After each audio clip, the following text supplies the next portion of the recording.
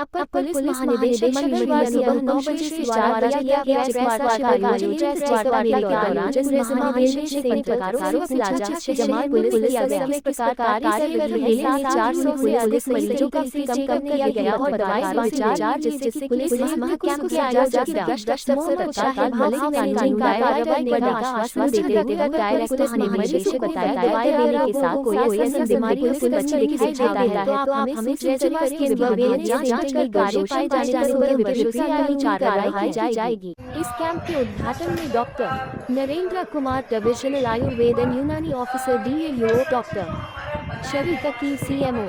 University health service AMU doctor Hakim Ali Khan renowned physician मौजूद रहे। इस कैंप में लगभग 50 दवाओं की कंपनियों ने हिस्सा लिया और कैंप में आए सारे मरीजों को 20 दिन, 15 दिन और कम से कम 5 दिन की दवाएं फ्री में बांटी गई।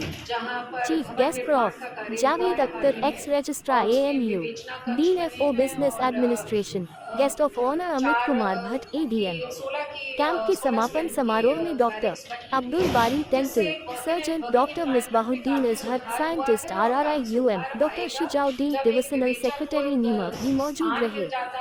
इस कैंप की कामयाबी का श्रेय डॉक्टर शाहिद मलिक व डॉक्टर नुजहत अख्तर ने doctor Fazlur Rahman, doctor Shahzeb, doctor Farheen, doctor Tariq और डॉक्टर मोइन आरिफ व रेजिमा वेलनेस सेंटर के व्यवस्था ठीक हो जाती है तो डेफिनेटली वो वर्किंग एफिशिएंसी में उसमें इजाफा होता है। तो ये सारा आज मैंने देखा लोधा थाने में और इस पहल को लेकर SSP और उनकी टीम की काफ़ी सराहना कि उन्होंने एक अच्छी पहल की इसमें। उसके बाद जो एक कल्याणकारी योजना तहत हेल्थ शिविर लगाया गया पुलिस लाइन में, जिसमें अलीगढ़ के सभी संभ्रांत डॉक्टर्स ने अपना एक पूरे दिन का समय यहाँ पर पुलिसकर्मियों के हेल्थ के लिए और वेलनेस के लिए अपना योगदान दिया, उनको परामर्श दिया, उनको प्रिस्क्राइब किया, उनकी लाइफस्टाइल चेंजेस उनको बताए, किस तरह से वो शुगर और डायबिटीज़ और BP की जैसी लाइफस्टाइल बीमारियों से बच सकते हैं, किस तरह से उनको ऑस्टियोपोरोसिस या बोन की प्रॉब्लम्स आ सकती हैं और उनसे वो किस तरह से निजात पाएँ, छोटे छोटे पॉस्चरल चेंजेस से उनको किस तरह से फ़ायदा होगा, मानसिक स्ट्रेस और मानसिक स्ट्रेस से वो किस तरह से बच सकते हैं, इस पर भी चर्चा की गई। और मेरा बहुत बहुत आभार यहाँ के डॉक्टर्स के लिए कि उन्होंने अपना बहुमूल्य समय निकाला और पुलिसकर्मी जो हमारे लिए 24/7/365 डेज तत्पर और तैयार रहते हैं, उनके सेहत, उनके हेल्थ और उनकी वेलनेस के लिए उन्होंने हमारे साथ सहभागिता की। और इसके बाद यहाँ पुलिस लाइन में क्राइम की समीक्षा की गई और विभिन्न बिंदुओं पर, चाहे वो महिला अपराध हो, चाहे वो गोवध हो या गौ तस्करी हो, चाहे वो लूट की घटनाएं हों, चाहे वो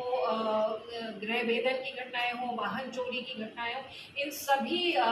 विभिन्न प्रकार के क्राइम्स पर विस्तृत रूप से समीक्षा की गई और हमारे क्राइम प्रिवेंशन, क्राइम डिटेक्शन और क्राइम कंट्रोल की आने वाले दिनों में क्या स्ट्रैटेजी रहनी चाहिए ताकि जो आपराधिक प्रवृत्ति का इंसान है या आपराधिक इतिहास रखने वाला है उस पर हमारा शिकंजा किस तरह से टाइट हो सके और जो हमारे संभ्रांत लोग हैं, जो हमारे सज्जन लोग हैं, जो हमारे नेक लोग हैं, नागरिक हैं, वो सुरक्षित फील कर सकें। और चूँकि अलीगढ़ को एक सेफ सिटी भी डिक्लेयर किया गया तो ये हमारे लिए और भी ज़्यादा ज़रूरी है कि हम एक सेफ, सिक्योर और एम्पावरिंग एनवायरनमेंट अपने सज्जन नागरिकों को